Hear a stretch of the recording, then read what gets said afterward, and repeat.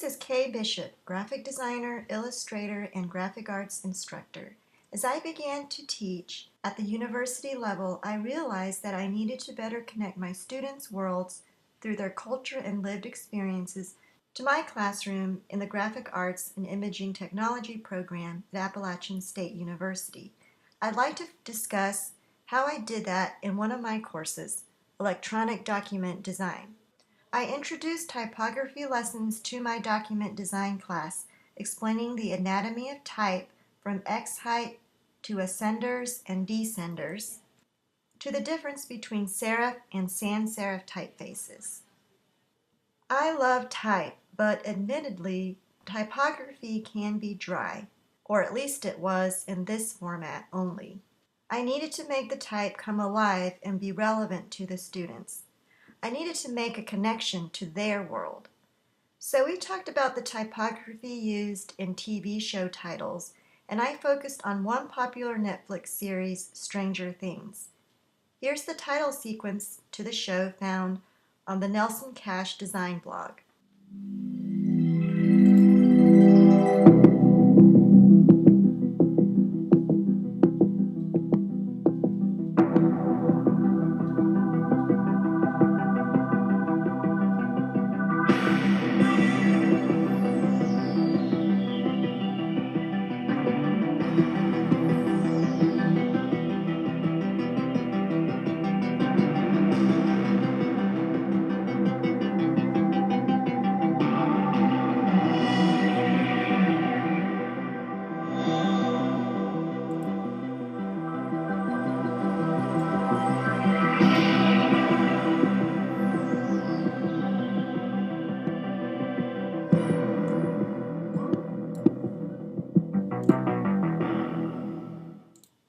I used a type generator developed by the designers at Nelson Cash to make a Stranger Things title for my document design class.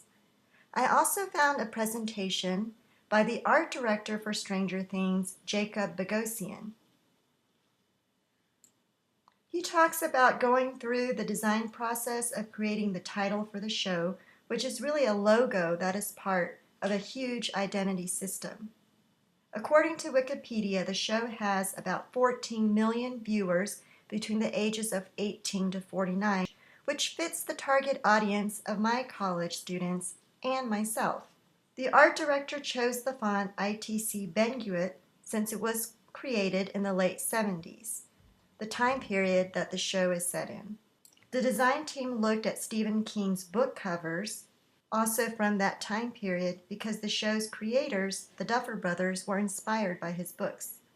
They definitely did their research, unlike some of the typeface choices that were selected for other popular TV shows or movies, and Simon Garfield points this out in his book, Just My Type, when he refers to type designer Michael Carter and his interest or annoyance in finding fonts used in movie time settings that had not been created yet.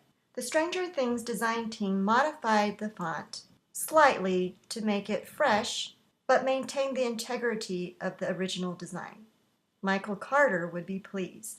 At the end of the first day of class, I conduct a class survey with a magazine cover voting contest. I ask the question, which cover design is your favorite? New York Times Magazine, Vanity Fair, or Time? The winner of the contest was the Time magazine cover. Some students had these responses. The Time cover is my favorite because of the colors and sense of two different worlds in one. The composition and layout of the cover are so great to me because there is a lot of information in design, but it is not chaotic. My favorite cover is Time because it is so minimalistic. The colors pop out, and it's just very eye-catching. It is also visually appealing, simple, and gets the point across without needing words. I also asked my students to create design projects that related to their community culture. For example, they designed a poster promoting a local event and were asked to present it to the class. I created a presentation with links to Grammy Award-winning covers to introduce the project. We talked about design components such as audience, composition, typography, and impact. And I linked the album cover designs to the music.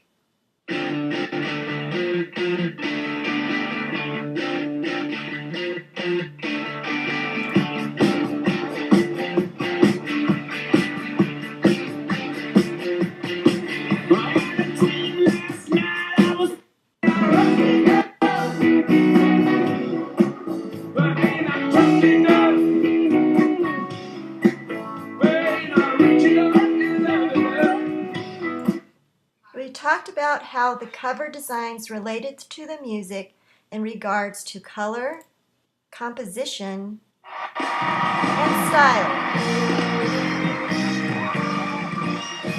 Can I take my time? How were the album designs similar to the music videos?